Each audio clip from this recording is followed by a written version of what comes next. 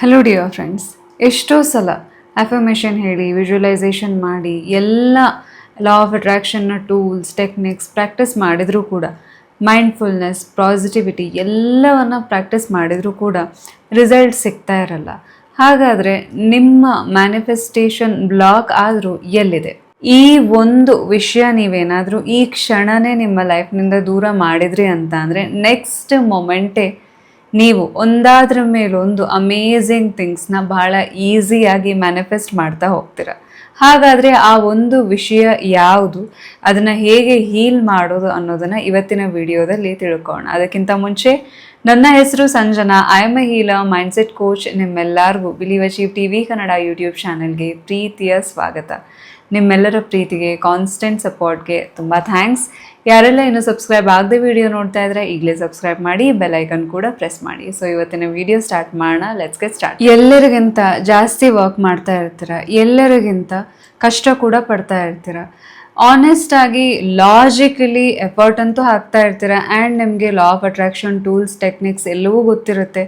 Meditation ಇರಲಿ, mindfulness ಇರಲಿ, ಎಲ್ಲವನ್ನು ನೀವು ಪಾಸಿಟಿವ್ ಮೈಂಡ್ಸೆಟ್, ಸೊ ಇವೆಲ್ಲವನ್ನು ಪ್ರಾಕ್ಟೀಸ್ ಕನ್ಸಿಸ್ಟೆಂಟಾಗಿ ಮಾಡ್ತಾ ಇದ್ರೂ ಕೂಡ ರಿಸಲ್ಟ್ ಅಂತ ಬಂದಾಗ ನಿಮಗೆ ಒಂದು ಕ್ವೆಶನ್ ಮಾರ್ಕ್ ಕಾಡುತ್ತೆ.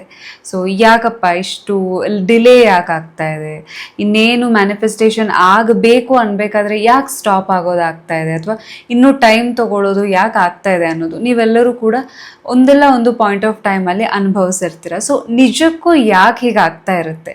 ಎಲ್ಲವೂ ಕೂಡ ನೀವು ಸರಿಯಾಗೇ ಮಾಡ್ತಾ ಇದ್ದೀರಾ ಹೊರಗಡೆ ಪ್ರಪಂಚದಲ್ಲಿ, ಆ್ಯಂಡ್ ಆಲ್ಸೋ ನೀವು ನಿಮ್ಮ ಇನ್ನರ್ ವರ್ಲ್ಡನ್ನು ಕ್ಲೀನಾಗಿ ಇಟ್ಕೊಳ್ಳಿಕ್ಕೆ ಎಷ್ಟೋ ಒಳ್ಳೊಳ್ಳೆ ಕೆಲಸ ಮಾಡ್ತಾ ಇದ್ದಾರೆ. ಬಟ್ ಸ್ಟಿಲ್ ಯಾಕೆ ರಿಸಲ್ಟ್ ಅಂತ ಬಂದಾಗ ಒಂದು ಒಳ್ಳೆ ರಿಸಲ್ಟ್ ಸರಿಯಾದ ಟೈಮಿಗೆ ಸಿಗದೆ ಸತಾಯಿಸೋದು ಯಾಕೆ ಆಗ್ತಾ ಇರುತ್ತೆ? ಸೊ ಗಿಲ್ಟ್ ಅನ್ನೋ ಎಮೋಷನ್ ನಮ್ಮಲ್ಲಿ ಇತ್ತು ಅಂತ ಅಂದರೆ this is the main manifestation block.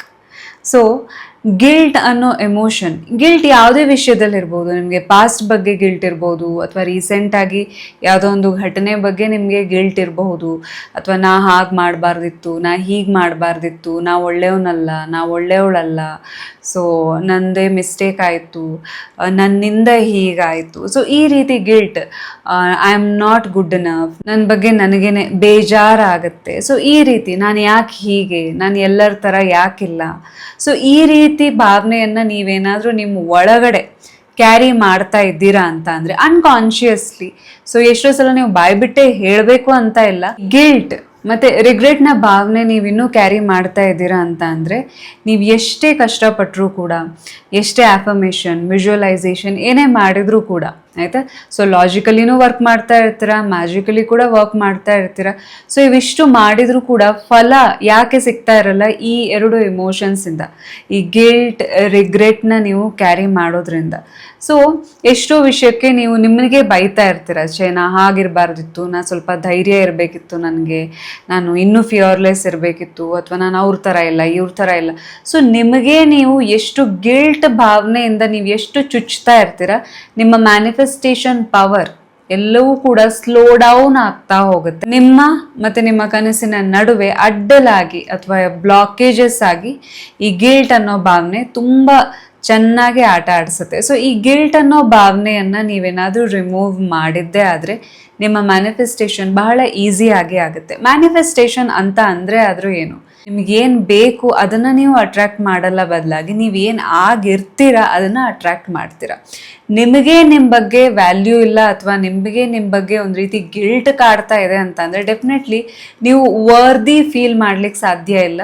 So ಯಾವಾಗ ಯೂನಿವರ್ಸ್ನ ಬ್ಲೆಸ್ಸಿಂಗ್ನ ರಿಸೀವ್ ಮಾಡಲಿಕ್ಕೆ ನಿಮಗೆ ನೀವು ಆ ಕೆಪಾಸಿಟಿ ಅಥವಾ ಅರ್ಹತೆ ಇಲ್ಲ ಅಂತ ಭಾವಿಸ್ತಿರೋ, ಆಗ ಮ್ಯಾನಿಫೆಸ್ಟೇಷನ್ ಸ್ಪೀಡ್ ಏನಾಗೋದು, ಸ್ಲೋ ಆಗೋದು ಆಗುತ್ತೆ, ಅಥವಾ ಬ್ಲಾಕೇಜಸ್ ಕಾಣಿಸೋದು, ಅಥವಾ ಇನ್ನೇನು ಮ್ಯಾನಿಫೆಸ್ಟೇಷನ್ ಆಗಬೇಕು ಅವಾಗ ಸ್ಟಾಪ್ ಆಗೋದು. ಸೊ ಈ ರೀತಿ ಎಲ್ಲ ವಿಷಯಗಳು ನಡೆಯುತ್ತೆ. ಹಾಗಾದರೆ ನಾವೀಗ ಏನು ಮಾಡ್ಬೋದು? ನೀವು ಯಾವುದೇ ವಿಷಯಕ್ಕೆ ಗಿಲ್ಟ್ ಕ್ಯಾರಿ ಮಾಡ್ತಾ ಇರಿ. ಸೊ ಅದೆಷ್ಟೋ ವರ್ಷದ ಹಳೆ ವಿಷಯಕ್ಕೆ ನೀವು ಕ್ಯಾರಿ ಮಾಡ್ತಾ ಇರ್ಬೋದು ಗಿಲ್ಟ್. ಇನ್ನೂ ಕೂಡ ಹಳೆ ವಿಷಯದ ನೆನ್ಪು ಮಾಡಿಕೊಂಡು ನಿಮಗೆ ನೀವು ಬೈತಾ ಇರ್ಬೋದು. ಸರಿ, ಸೊ ನಿಮಗೆ ನೀವು ಎಷ್ಟು ಚುಚ್ಚಿ ನೋವು ಮಾಡ್ತಿರ್ತೀರಲ್ಲ, ಅದ್ರ ಅಗತ್ಯ ಇಲ್ಲ. ಯಾಕೆ ಗಿಲ್ಟ್ ಕ್ಯಾರಿ ಮಾಡೋ ಅಗತ್ಯ ಆದರೂ ಏನಿದೆ? ಯೂನಿವರ್ಸ್, ಆಯಿತಾ, ಯೂನಿವರ್ಸ್ ನಿಮ್ಮನ್ನು ಯಾವುದೇ ರೀತಿಯಲ್ಲೂ ಕೂಡ ಜಡ್ಜ್ ಮಾಡ್ತಾ ಇಲ್ಲ. ಯಾವುದೇ ರೀತಿಯಲ್ಲೂ ಕೂಡ ನಿಮಗೆ ಒಂದು ರೀತಿ ಜಡ್ಜ್ಮೆಂಟ್ನ ಭಾವನೆಯಿಂದ ನೋಡ್ತಾನೂ ಇಲ್ಲ. ನಿಮ್ಮನ್ನು ಇನ್ನೂ ಕೂಡ ಚೆನ್ನಾಗೇ ನೋಡ್ಕೊಳ್ತಾ ಇದೆ. ಹೌದಾ? ಈಗ ನಿಮ್ಮ ಲೈಫ್ನಲ್ಲಿ ಪರಿಸ್ಥಿತಿ ಕೂಡ ಎಷ್ಟೋ ಸುಧಾರಿಸಿದ್ದಿದೆ, ಎಷ್ಟೋ ಒಳ್ಳೆ ಆಪರ್ಚುನಿಟಿ ನಿಮ್ಮ ಲೈಫ್ನಲ್ಲಿ ಬಂದಿರೋದಿರ್ಬೋದು, ನಿಮ್ಮ ಹೆಲ್ತ್ ಸರಿಯಾಗಿರೋದಿರ್ಬೋದು, ನಿಮ್ಮ ಫ್ಯಾಮಿಲಿ ಮೆಂಬರ್ಸ್ ಜೊತೆ ನಿಮ್ಮ ಬಾಂಡ್ ಚೆನ್ನಾಗಾಗಿರೋದಾಗಿರಬಹುದು. ಸೊ ಎನಿಥಿಂಗ್, ನೀವು ಈಗ ರೈಟ್ ನಾವು ನಿಮ್ಮ ಲೈಫ್ ನೋಡಿದಾಗ ಎಷ್ಟೋ ವಿಷಯದಲ್ಲಿ ಯು ಮೈಟ್ ಫೀಲ್ ಬ್ಲೆಸ್ಡ್ ಅಲ್ವಾ? ಸೊ ನಿಮಗೆ ಯೂನಿವರ್ಸ್ಗೆ ಕೃತಜ್ಞತೆಯನ್ನು ಅರ್ಪಿಸಬೇಕು ಅಂತ ಅನ್ಸ್ಬೋದು. ಸೊ ಎಷ್ಟೋ ವಿಷಯದಲ್ಲಿ ನೀವೀಗ ಲಕ್ಕಿ ಫೀಲ್ ಮಾಡ್ತಾ ಇರ್ಬೋದು. ಹೌದಾ? ಸೊ ಯಾಕೆ ನೀವು ಲಕ್ಕಿ ಫೀಲ್ ಮಾಡ್ತಾ ಇದ್ದೀರಾ ಅಥವಾ ಯಾಕೆ ನಿಮಗೆ ಬ್ಲೆಸ್ಡ್ ಅನಿಸ್ತಾ ಇದೆ? ನಿಮ್ಮ ಯೂನಿವರ್ಸ್ ನಿಮ್ಮನ್ನು ಯಾವುದೇ ಕಾರಣಕ್ಕೂ ಕೂಡ ಜಡ್ಜ್ ಮಾಡಲ್ಲ. ಸಿ, ಈ ಒಂದು ಯೂನಿವರ್ಸ್ ಏನಿದೆ, ನಮಗೆ ಜೀವ ಕೊಟ್ಟಂತಹ ಯೂನಿವರ್ಸ್, ಇಲ್ಲಿ ಜೀವನ ನಡೆಸಲಿಕ್ಕೆ ಅವಕಾಶ ಕೊಟ್ಟಂತಹ ಯೂನಿವರ್ಸ್ ಆ್ಯಂಡ್ ಟೂಲ್ಸ್, ಈ ಜೀವನವನ್ನು ನಡೆಸಲಿಕ್ಕೆ ಎಲ್ಲ ಟೂಲ್ಸ್ ಕೂಡ ಯೂನಿವರ್ಸ್ ಕೊಡ್ತಾ ಇದೆ. ಯಾಕೆ ಕೊಡ್ತಾ ಇದೆ? ಯಾಕೆ ಅವಕಾಶ? ಪ್ರತಿದಿನ ನಾವು ಹೇಳ್ತೀವಿ ಅಂತ ಅಂದರೆ ಅದು ಒಂದು ಹೊಸ ಅವಕಾಶ. ಹೌದಾ? ಆ ಅವಕಾಶ ಪ್ರತಿ ದಿವಸ ನಮ್ಗೆ ಯಾಕೆ ಸಿಗ್ತಾ ಇದೆ? ಯೂನಿವರ್ಸ್ಗೆ ಎಲ್ಲೋ ಒಂದು ಕಡೆ ನಾವು ವರ್ದಿ, ಈ ಭೂಮಿ ಮೇಲೆ ಇರಲಿಕ್ಕೆ, ಒಳ್ಳೆ ಜೀವನವನ್ನು ನಡೆಸಲಿಕ್ಕೆ ವರ್ದಿ, ನಾನು ಆಶೀರ್ವದಿಸ್ತೀನಿ, ನಾ ಇದ್ದೀನಿ ನಿಮ್ಮ ಜೊತೆ ಅಂತ ಹೇಳಿ ನಿಮ್ಮ ಜೊತೆ ಸ್ಟ್ರಾಂಗ್ ಆಗಿ ಯೂನಿವರ್ಸ್ ನಿಂತಿದೆ. ಯೂನಿವರ್ಸೇ ನಿಮ್ಮನ್ನು ಜಡ್ಜ್ ಮಾಡ್ತಾ ಇಲ್ಲ ಅಂತ ಅಂದರೆ ನಿಮ್ಮನ್ನು ನೀವು ಎಷ್ಟು ದಿನ ಜಡ್ಜ್ ಮಾಡಿಕೊಂಡು ನಿಮಗೇ ನೀವು ನೋವು ಪಟ್ಕೊಳ್ತೀರಾ ಅಥವಾ ನಿಮಗೆ ನೀವು ನೋವು ಕೊಟ್ಕೊಳ್ತೀರಾ? ಸೊ ಇವತ್ತಿಂದ ಈ ವಿಷಯವನ್ನು ತೆಗೆದುಹಾಕಿ ನಿಮ್ಮನ್ನು ನೀವು ಜಡ್ಜ್ ಮಾಡೋ ಅಗತ್ಯ ಇಲ್ಲ. ಯೂನಿವರ್ಸ್ನ ಕಣ್ಣಲ್ಲಿ ನೀವು ಒಂದು ಅಮೇಝಿಂಗ್ ಕಿಡ್, ಯೂನಿವರ್ಸ್ನ ಫೇವ್ರೇಟ್ ಕಿಡ್ ನೀವು.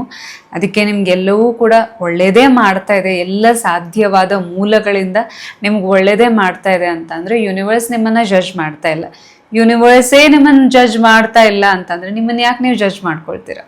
ಅಲ್ವಾ? ಸೊ ನೀವು ಯಾವಾಗ ನಿಮ್ಮನ್ನು ಜಡ್ಜ್ ಮಾಡೋದನ್ನು ಬಿಡ್ತೀರಾ, ಆ ಗಿಲ್ಟ್ ಕೂಡ ಅಷ್ಟೇ ತನ್ನಿಂತಾನೇ ಕಮ್ಮಿ ಆಗ್ತಾ ಹೋಗುತ್ತೆ. ಮತ್ತು ಇನ್ನೊಂದು, ಸಿ, ಈ ಪರ್ಫೆಕ್ಷನ್ ಅನ್ನೋ ಇಲ್ಯೂಷನನ್ನು ಇವತ್ತಿಂದ ತೆಗೆದಾಕಿ.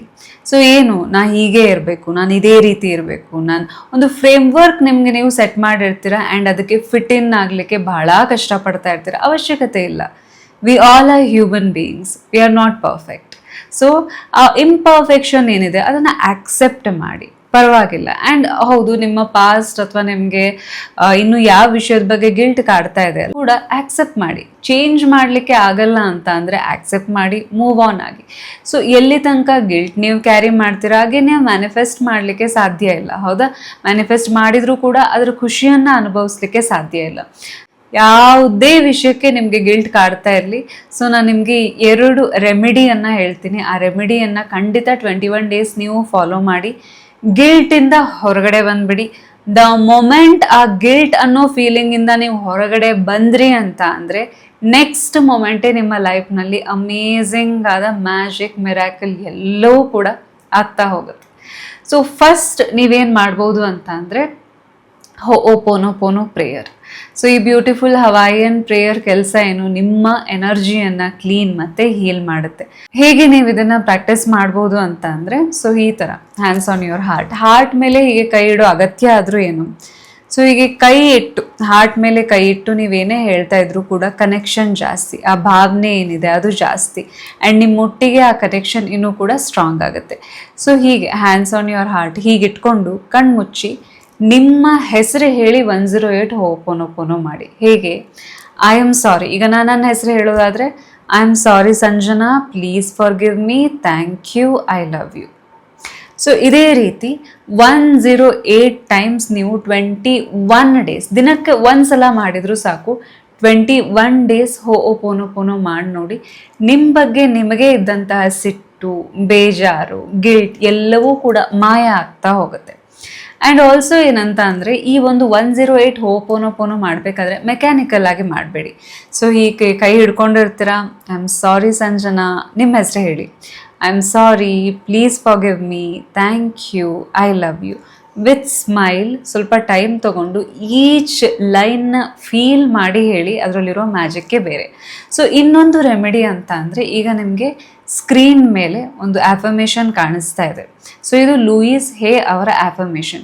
ನೆನಪಿಡಿ, ನೀವು ಈ ಆಫರ್ಮೇಷನ್ನ ಕನ್ನಡಿ ಮುಂದೆ ನಿಂತು, ಮಿರರ್ ಮುಂದೆ ನಿಂತು ನಿಮ್ಮ ಕಣ್ಣಲ್ಲಿ ಕಣ್ಣಿಟ್ಟು ಸೊ ಈ ಆಫರ್ಮೇಷನ್ನ ಹೇಳಿ. ಸೊ ಏನು ಈ ಆಫರ್ಮೇಷನ್ ಅಂತ ಅಂದರೆ, I am willing to let go. So ನಾನು ಇಷ್ಟು ದಿವಸ ಗಟ್ಟಿಯಾಗಿ ಹಿಡಿದುಕೊಂಡ ಎಲ್ಲ ನೆಗೆಟಿವ್ ಭಾವನೆಯನ್ನು ಬಿಡಲು ರೆಡಿಯಾಗಿದ್ದೀನಿ. ನನ್ನ ಎಲ್ಲ ಗಿಲ್ಟ್ ರಿಲೀಸ್ ಮಾಡ್ತಾ ಇದ್ದೀನಿ. ನನ್ನ ಎಲ್ಲ ಟೆನ್ಷನ್ ರಿಲೀಸ್ ಮಾಡ್ತಾ ಇದ್ದೀನಿ. ನನ್ನೆಲ್ಲ ಹೆದರಿಕೆ ರಿಲೀಸ್ ಮಾಡ್ತಾ ಇದ್ದೀನಿ. ನನ್ನ ಎಲ್ಲ ಸಿಟ್ಟನ್ನು ರಿಲೀಸ್ ಮಾಡ್ತಾ ಇದ್ದೀನಿ. ನನ್ನ ಎಲ್ಲ ನೋವನ್ನು ರಿಲೀಸ್ ಮಾಡ್ತಾ ಇದ್ದೀನಿ.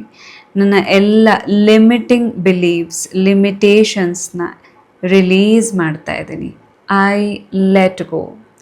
I am at peace. I am at peace with myself. ನನ್ನ ಜೊತೆ ನಾನು ನೆಮ್ಮದಿಯಾಗಿದ್ದೀನಿ. I am at peace with the process of life. ನನ್ನ ಜೀವನದಲ್ಲಿ ಏನೆಲ್ಲ ಈಗ ಘಟನೆಗಳು ನಡೀತಾ ಇದೆ ಅದರ ಒಟ್ಟಿಗೂ ನಾನು ನೆಮ್ಮದಿಯಿಂದನೇ ಇದ್ದೀನಿ. I am safe. ಸೊ ಈ ಒಂದು ಆಫರ್ಮೇಷನ್ ನೀವು ರಿಪೀಟ್ ಮಾಡ್ತಾ ಇರ್ಬೋದು. ದಿನದಲ್ಲಿ ನಿಮಗೆ ಎಷ್ಟು ಸಲ ಕಂಫರ್ಟೇಬಲ್ ಅನಿಸುತ್ತೆ ಅಷ್ಟು ಸಲ ಒಂದು ಚಿಟ್ಟಲ್ಲಿ ನೀವು ಬರ್ಕೊಂಡಿರ್ಬೋದು. ಸೊ ಹೇಳ್ತಾ ಇರ್ಬೋದು. ಒಂದು ಸಲ ನೀವು ಬೆಳಗ್ಗೆ ಮಿರರ್ ಮುಂದೆ ಹೇಳ್ಬೋದು.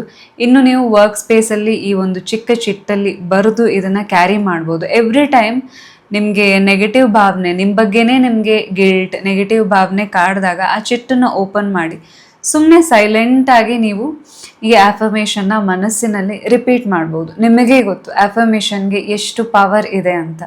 ಸೊ ಇವತ್ತಿಂದ ಆದಷ್ಟು ನಿಮ್ಮ ಬಗ್ಗೆ ನೀವು ಕೆಟ್ಟದಾಗಿ ಮಾತಾಡೋದನ್ನು ಬಿಟ್ಬಿಡಿ. ದ ಮೊಮೆಂಟ್ ನೀವು ಈ ಗಿಲ್ಡ್ ಸೈಕಲಿಂದ ಹೊರಗಡೆ ಬಂದ್ರಿ ಅಂತ ಅಂದರೆ ನಿಮ್ಮ ಲೈಫ್ನಲ್ಲಿ ನೆಕ್ಸ್ಟ್ ಮೊಮೆಂಟೇ ಮ್ಯಾಜಿಕ್ ಆಗಲಿಕ್ಕೆ ಸ್ಟಾರ್ಟ್ ಆಗುತ್ತೆ. ಮಿರಾಕಲ್ಸ್ ನಿಮ್ಮನ್ನು ಫಾಲೋ ಮಾಡುತ್ತೆ. ಮ್ಯಾನಿಫೆಸ್ಟೇಷನ್ ಸ್ಪೀಡ್ ಜಾಸ್ತಿ ಆಗುತ್ತೆ. ಇಷ್ಟೆಲ್ಲ ಲಾಭ ಇರಬೇಕಾದ್ರೆ ಇನ್ನೂ ಕೂಡ ಆ ಹಳೆಯ ಗಿಲ್ಟಿಗೆ ಜೋತ್ ಬೀಳೋದು ಅಗತ್ಯ ಇದೆಯಾ? ನೋ. ಸೊ ಎಷ್ಟು ಜನ ನಿಮ್ಮ ಒಳಗಡೆ ಇರುವಂಥ ಗಿಲ್ಟನ್ನು ಹೀಲ್ ಮಾಡಲಿಕ್ಕೆ ರೆಡಿ ಇದ್ದೀರಾ? ಆ ಗಿಲ್ಟನ್ನು ಬಿಟ್ಟು ಮುಂದುವರಿಲಿಕ್ಕೆ, ಅಮೇಝಿಂಗ್ ಲೈಫ್ನ ಮ್ಯಾನಿಫೆಸ್ಟ್ ಮಾಡಲಿಕ್ಕೆ ರೆಡಿ ಇದ್ದೀರಾ? ಖಂಡಿತ ಕಮೆಂಟ್ ಸೆಕ್ಷನಲ್ಲಿ ತಿಳಿಸಿ. ನಿಮ್ಮೆಲ್ಲರಿಗೂ ಒಳ್ಳೆಯದಾಗಲಿ. Thanks for watching. Thank you so much.